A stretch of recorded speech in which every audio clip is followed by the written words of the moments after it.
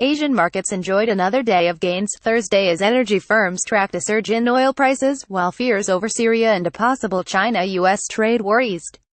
Fresh hopes that Donald Trump and North Korea's leader Kim Jong-un will hold a historic summit within months also provided some much-needed optimism. Both main crude futures rallied almost 3% Wednesday on the back of data showing a drop in U.S. stockpiles, indicating improved demand, and expectations that a Russia-OPEC output cap deal will be kept in place. Adding to the gains was talk that OPEC kingpin Saudi Arabia wanted to see crude at around $80 a barrel as it prepares for a gigantic listing of part of its state oil company. Tensions in the oil-rich Middle East are also keeping prices elevated.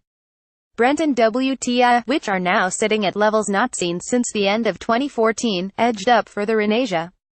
Energy firms across the region were boosted, with Hong Kong-listed PetroChina up 5.7% and CNOOC 4.4% higher.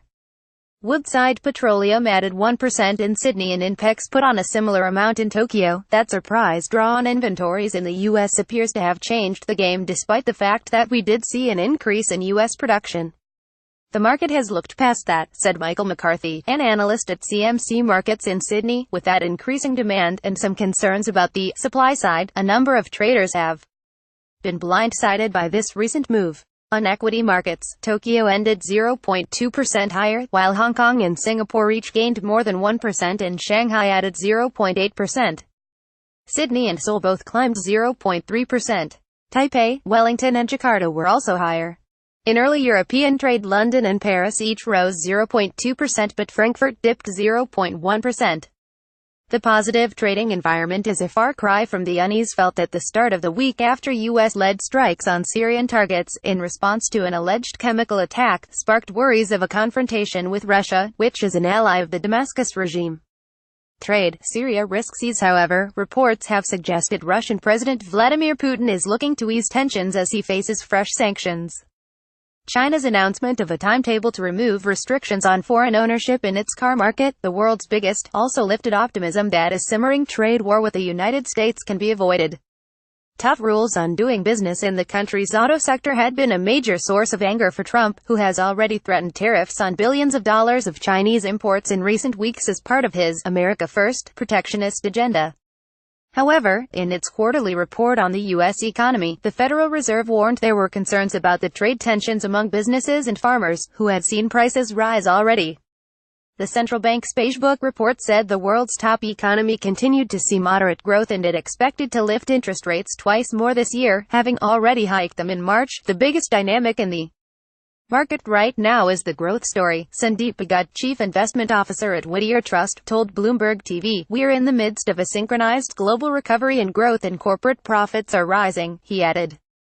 Trade wars, tariffs and inflation worries are just distractions. On currency markets, the pound struggled to bounce back against the dollar after diving from post-Brexit vote highs on data showing a surprise drop in British inflation. And the upbeat sentiment across markets has provided support to the greenback against the safe haven yen.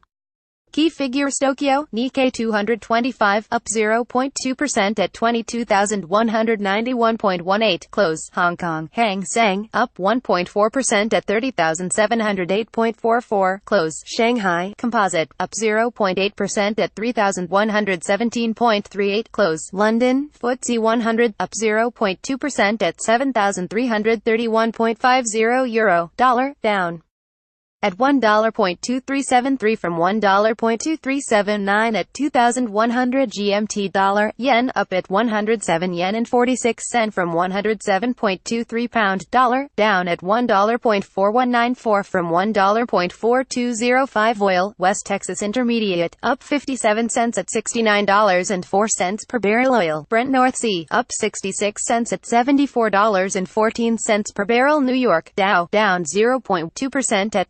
24,748.07, close. Published in Daily Times, April 20, 2018.